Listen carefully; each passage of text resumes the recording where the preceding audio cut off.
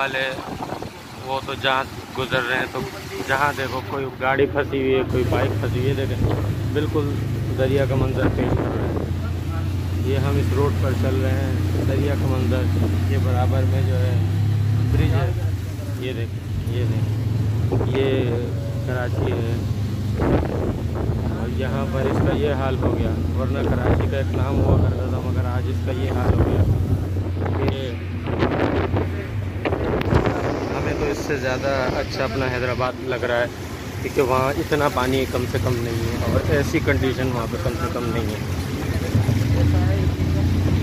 ये देखिए जहाँ तक देखें कोई पानी पानी, कहीं थोड़ा सा साफ हो गया फिर पानी पानी फिर पानी। बस दुआ है, आप भी दुआ करें कि कोई ऐसा यहाँ पर आ जाए कराची के अंदर कि मेयर वगैरह ऐसा है कराची के अंदर कि जो कराची को दोबारा से वैसा कर दे जैसा हाफिज़ नेमतुल्लाह ने या जैसा मुस्तफ़ा कमाल ने इसको खूबसूरत कर दिया था, सजा दिया था, वैसा बना दे।